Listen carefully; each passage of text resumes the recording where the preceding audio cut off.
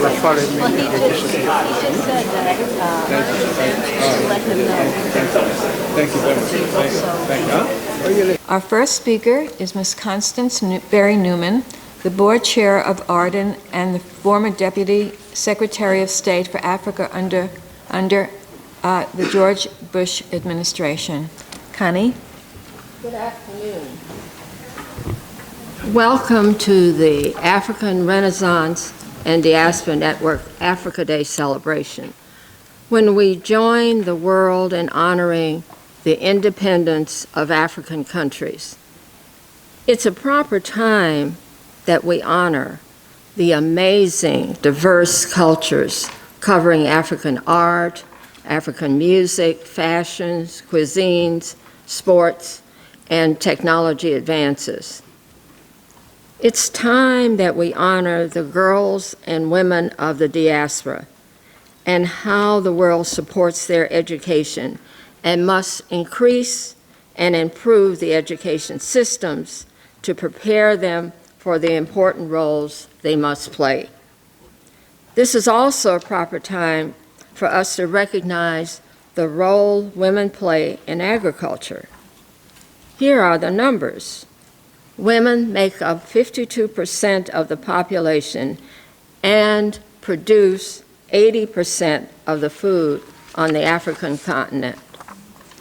Furthermore, this is a proper time to consider advancing women in agriculture by preparing them for their important role. Barriers to women are not acceptable. They are not acceptable and must be removed.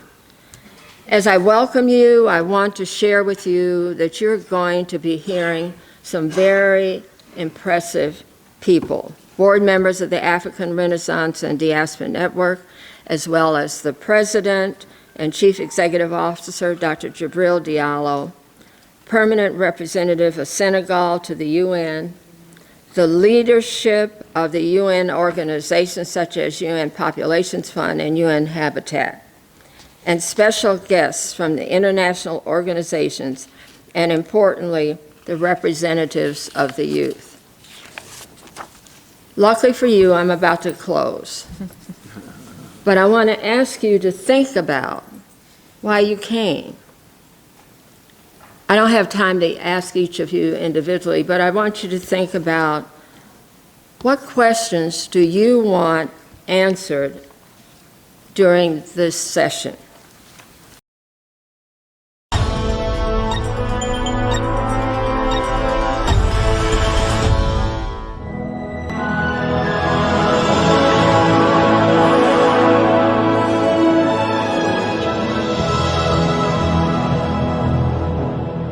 Peace TV reporters have been active at the UN headquarters since 2010, the age of former UN Secretary General Ban Ki-moon.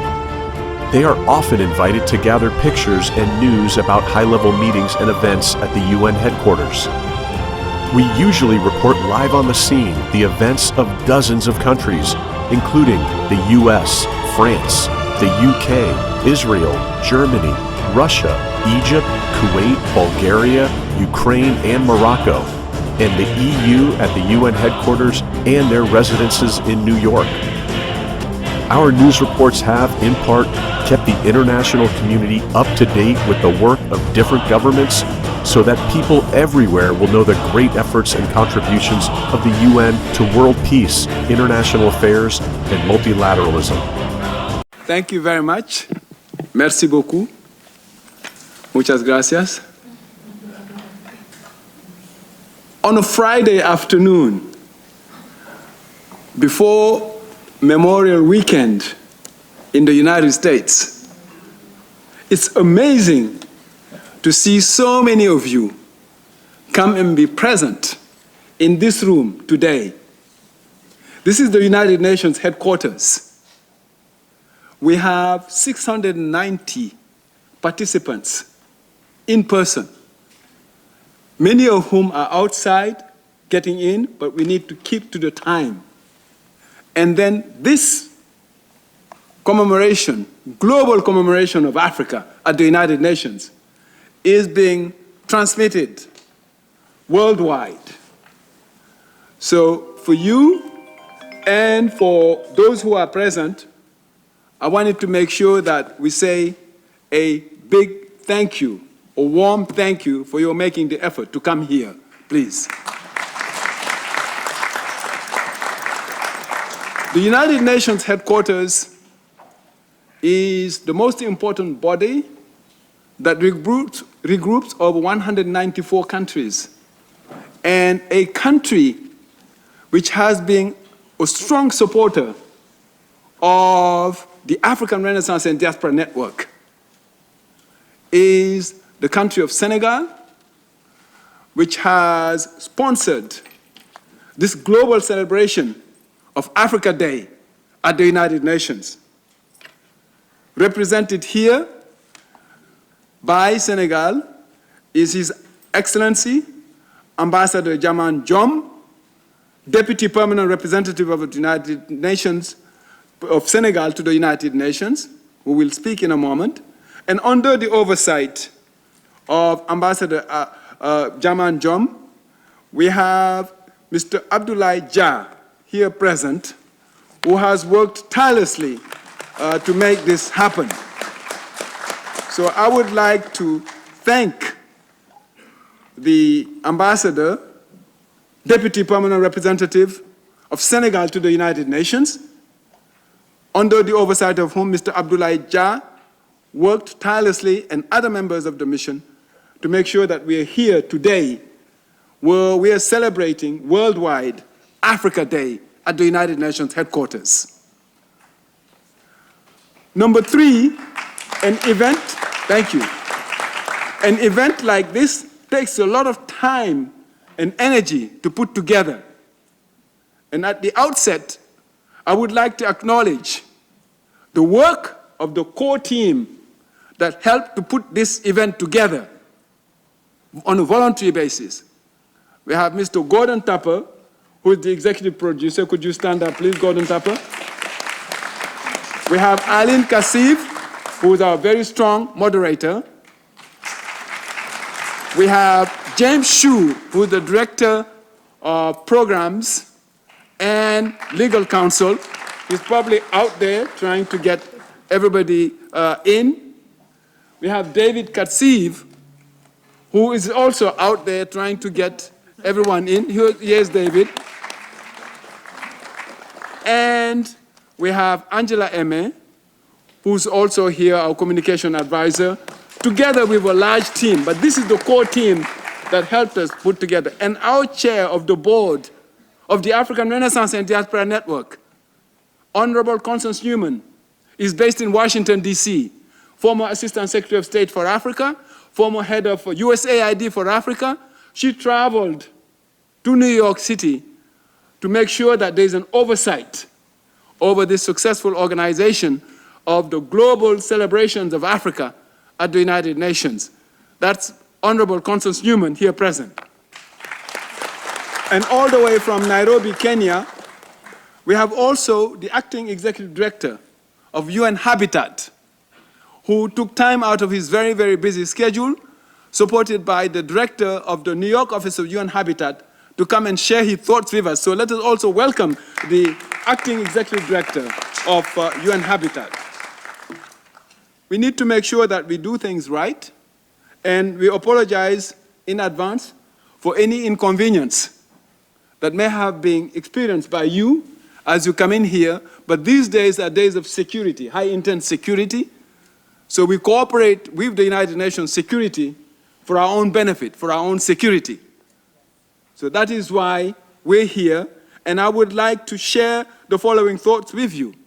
This event, the African Renaissance and Diaspora Network, is being organized in partnership with the United Nations Permanent Mission of Senegal, as I said, with the UN Fund for Population Activities, with UN Habitat, with UNEP, with UNDP, and other UN agencies.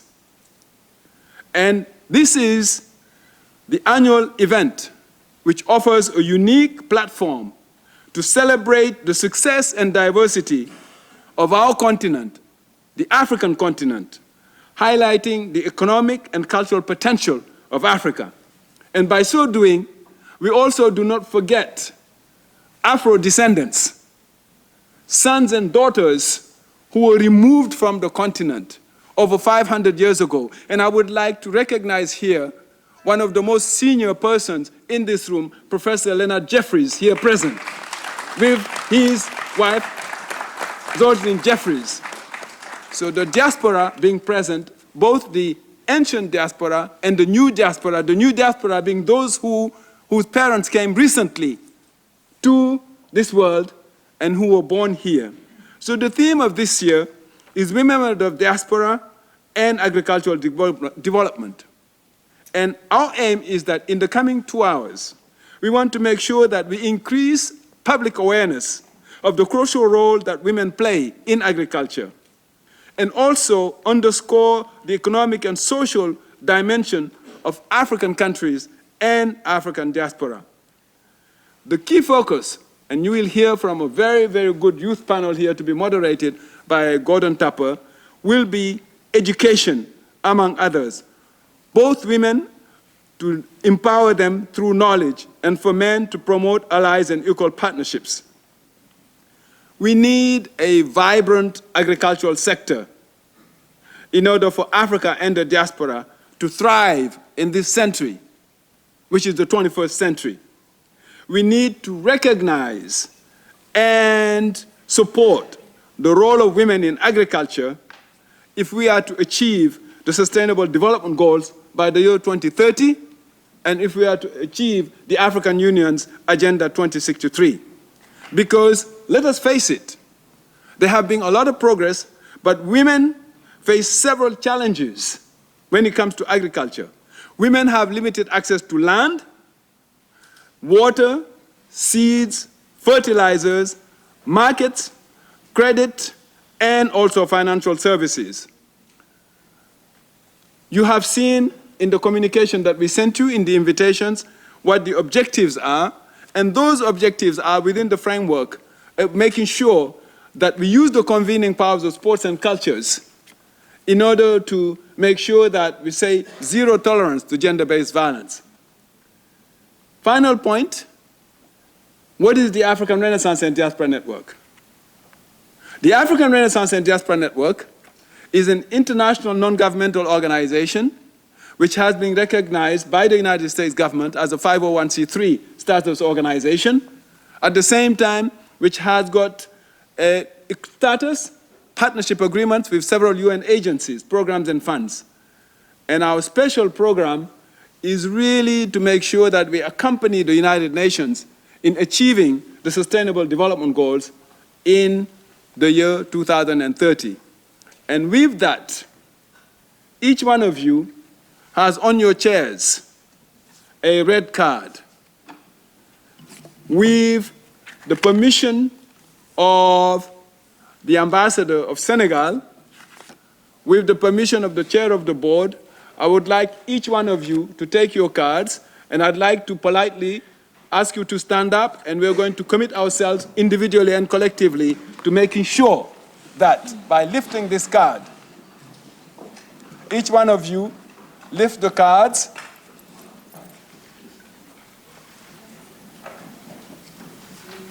and repeat after me, please. We commit to using the convening power of sport and cultures to give a red card to all forms of discrimination and violence against women and girls. Zero tolerance to gender-based violence. Thank you very much. You may be seated. Thank you, Dr. Jallo. Our dear moderator, Mrs. Arten Kadzibe. I think it's the right spelling. Okay, thank you. Thank you. It is always, I love to hear from Dr. Jallo, but it is always very challenging to speak after him. and to share the same panel with him. It is very challenging, but I love to hear from him too. Thank you, Dr. Jallo. Thank you. ASG Acting Director of UN Habitat, Ambassador Milner, used to be here when I was an expert here too. He was a permanent representative here. At the time I was an expert with the second committee. Thank you for being here today. Honorable Mrs. Constance Berry Newman, it is an honor and a pleasure to be with you here. Thank you. Thank you for making all the way from Washington, D.C. Thank you. Ladies and gentlemen, as Dr. Jallo said, I'm here on behalf of Ambassador Cheikh Niang, who unfortunately can't be here with us because he have other commitment out of New York and asked me to be present here because Senegal, as you know, is sponsoring this event. This timely event, I have to say, on such a very, very relevant theme.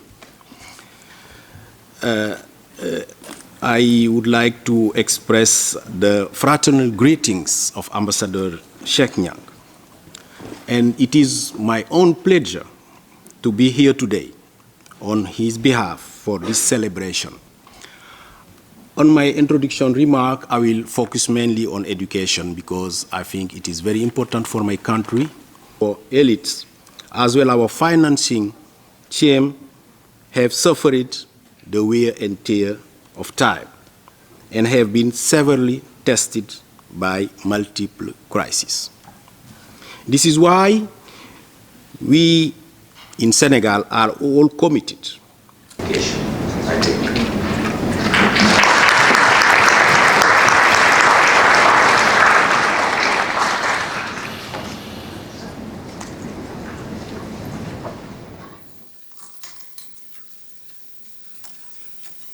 Very much, Mr. Young. Your presence as host of our forum on Africa Day is a welcome and thought-provoking lead to the next speaker from one of the important UN agencies that ARDN works with in our day-to-day programs. Joining us by video is Mr. Sarunan Epi, Chief UNFPA Representation Office of the African Union and the United Nations Economic Commission for Africa. Video. UNFPA commands the African Union for adopting innovation as its aim by recognizing the profound connection between health and education. The African Union endeavors to develop health and well-being of women and girls and achieve its integration goal. It is solely framework for the prosperity of African nation. I would like to applaud the African Renaissance Diaspora Network decision to engage in the reflection on women in agriculture in Africa. It is a strong recognition of the role of women and the continent in this field. Although women represent at least 40% of the agricultural workforce on the African continent, African female farmers are lower not due to the lack of efficiency, but to the lack of equitable access to agricultural inputs. Productivity among African female farmers is also affected by poor quality products that they cultivate, as well as by the inability to invest in adoptive education, where 179 UN member states agree that reproductive health, women's empowerment, and gender equality as well as women's. As we look forward to this future, let us strive for an African where every individual, including women, have equal opportunities to thrive. Happy African Day.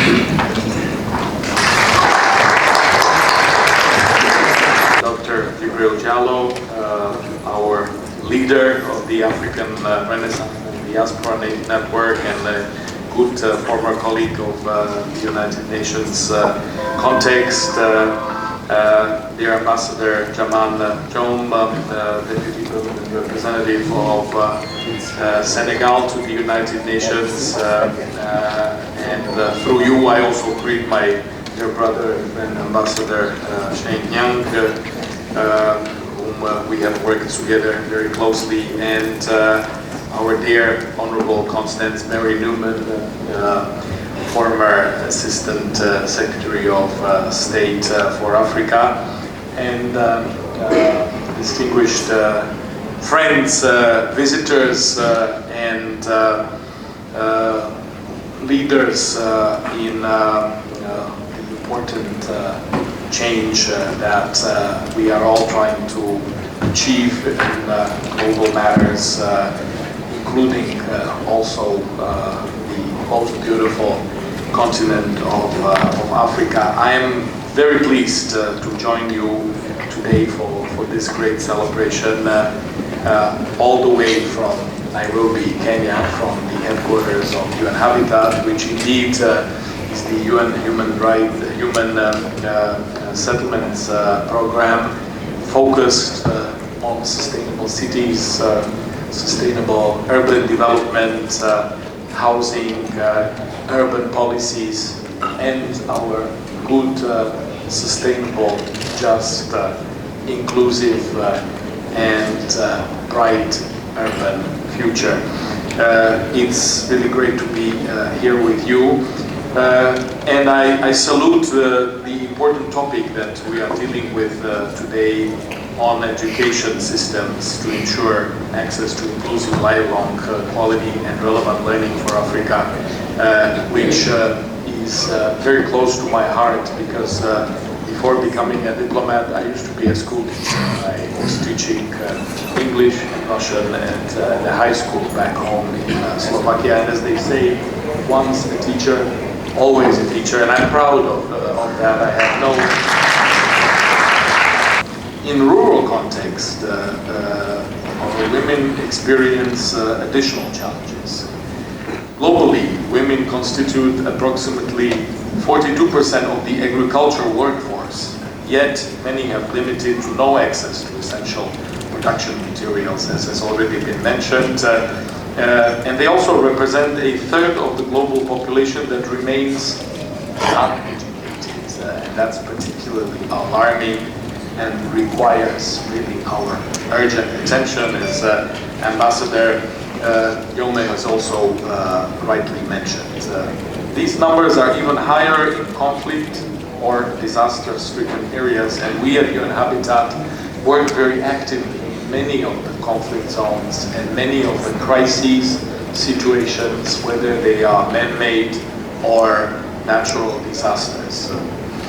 Additionally, African women face varying degrees of exclusion and marginalization based on their economic status, marital status, religion, and ethnic background. These inequalities severely limit their opportunities to eradicate poverty and create layers of additional challenges, preventing them from accessing their fundamental human rights. Despite the many challenges of women in African cities, African women contribute to between 25 to 65 of the GDP of sub-Saharan Africa and account for 30 to all the way to 90% of total non-agricultural employment. A good example of the contribution of women to the economy is the table banking initiative, championed namely by the First Lady of Kenya, Mama Rachel Ruto. The initiative promotes financial independence of women living in informal settlements, and through the initiative, women groups can save and borrow against their savings for their personal and commercial use. It is often a game changer. It is also important to note that women, youth and children make up the most of the population in the informal settlements or in slums. As we celebrate Africa Day, allow me to reflect a bit on the theme of this event on women of Africa and the diaspora and agricultural development, which is really resonating extremely well with the 2063 agenda and also the 2030 agenda of United Nations Sustainable Development Goals. Let me also mention that as we work in cities and human settlements, especially in Africa, and we are present in more than 30 African countries through projects, and in many other countries in Africa through policy advice and support that we are providing. We also promote women's empowerment and gender equality through developing and implementing innovative tools, methods and approaches, such as the Her City Toolkit, which was designed to engage women and girls in driving urban planning processes by co-creating safe, inclusive and accessible public spaces. We have deployed the tool in places such as Nairobi, as well. Women's land rights and peace building, ensuring that women have equal access to the land they work and live on. And of course, there is also legal services to vulnerable women and a lot of other initiatives. Last but not least, in Mozambique, we provided resilient housing units to young women fleeing from conflict in Cabo Delgado, providing them with adequate and safe housing instead of temporary emergency shelters. This was coupled with capacity building initiatives aimed at boosting their skills towards the construction of resilient houses. In Somalia, women empowerment is also a priority when we connected more than 14,000 households to water supply systems. These concrete actions, innovative policies and practices that benefit women and youth and ensure that gender equality features in all the work we engage in, including in our strategic plan, which will guide us for the next important period, we, in practical terms, advocate for women's rights and equality globally. To conclude, and in the context of Africa Day, I want to reiterate that we at UN Habitat remain committed towards empowering African women and youth, not only in the advocacy perspective, but also through innovative actions at the local level, which is really where all the changes are happening in practical terms. Let me also invite you all to join us for our next World Urban Forum, which will be held in Cairo, in Egypt, from the 4th to the 8th of November. It will be focused on localization of SDGs, bringing all the SDGs down to the local level. And the slogan that we use for the Cairo World Urban Forum says, "It all starts at home." Because we do believe that we need to start from the local and the community level to address the practical needs of our people, including the women, youth, and children. Thank you very much. Enjoy the celebrations. The call for Africa to free itself also requires a lot of things, but fundamentally among them is that we require us to see the divinity of ourselves, that we begin to see that our divinity is not prescribed by a European God or an Arab God, but we have our own. And now, since we're talking about women, I'll just say one thing. The ancient Egyptians believed that the creator of everything has the darkness of black space. And she arched over the planet, over the solar poles, not the magnetic pole.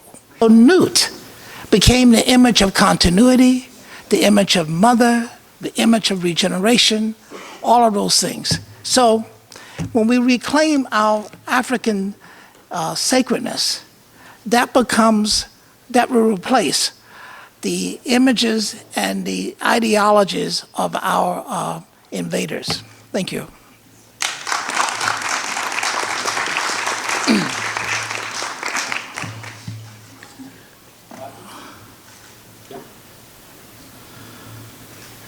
It is here that anyone chose to plant the seeds of empowerment and equality through her initiatives. At the request of Negro, allow me to say a few words about the Empower Forum. on behalf of anyone. The platform, which is dedicated to elevating status and influence of women worldwide, will extend its reach to Tanzania in September. This African sub-forum will connect women entrepreneurs, helping them share knowledge and inspire each other towards greater achievements. To make this upcoming forum more meaningful, Annie is planning to bring some entrepreneurs together with other speakers in order to create real opportunities. Similarly, the World Madam Foundation has catalyzed change, reaching over 40 countries, fostering environments where women can thrive alongside men. As we reflect on Africa's path forward, we see a future shaped by education and empowerment. Today, let's renew our commitment to building resilient systems that provide lifelong, inclusive and quality education to every African, ensuring that no one is left behind.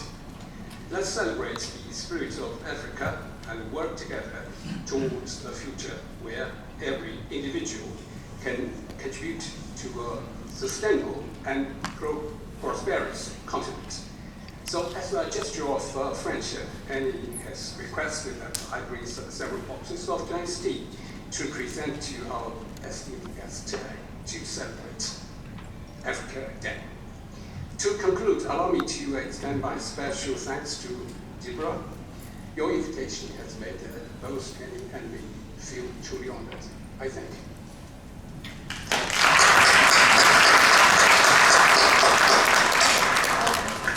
Thank you very much, Mr. Wong, and please extend our gratitude to Annie Watson for sharing her thoughts as well as this extraordinary boxes, tea boxes of tea. They're quite beautiful. Thank you very much.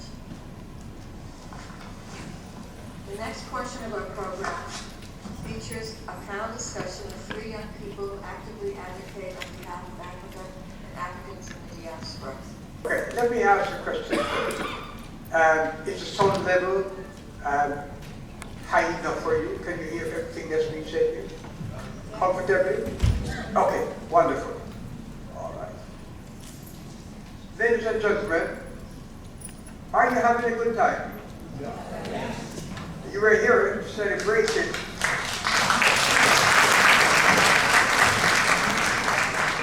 we're here celebrating what in 1963 was the Organization of African Unity. When colonialism began to, or should I say, many African countries began to extricate themselves from colonialism.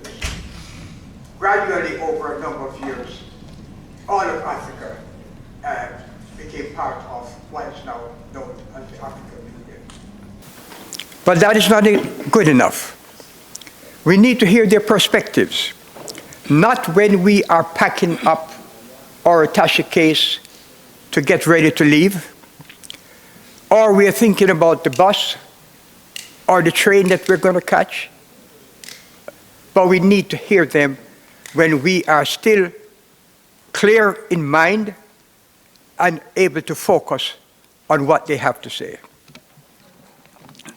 So, let me get straight to my speech. It is an honor to be here before you today on Africa Day, a day dedicated to celebrating the rich history, diverse culture, and immense potential of our beloved continent. Today, I would like to focus on a crucial aspect of Africa's development and how it intertwines with the lives of women, the pursuit of self-sufficiency, and our role as an equal partner on a global stage. Agriculture is the backbone of many African economies, providing employment and sustenance to millions. Remarkably, women are the heartbeat of this sector, constituting the majority of the agriculture workforce. They till the soil, plant the seeds, and harvest the crops that feed our nations. Yet, their contribution often go unrecognized and unrewarded. Empowering these women with the tools, knowledge, and resources they need is not just a matter of justice. It is essential for the sustainable development of our continent. Self-sufficiency in Africa is not a distant dream, is it? Happy Africa Day. So I would like to thank the African Renaissance and Diaspora Network and Mr. Gordon Tapper for the invitation to be part of this esteemed youth panel. My name is Liziana, and I am from Liziana Emokoa, and I'm from Cameroon. And I am a dynamic young leader, who advocates for institutional mechanisms that places young people at the heart of UN and multilateral processes. And I'm also the executive director of the Community Center, the Center for Community Impact and Sustainability in Sierra Leone. And I'm also an ECOSOC consultative representative for the l'Action citoyenne pour l'information et l'éducation au développement durable in Chad, which is actually based in Chad.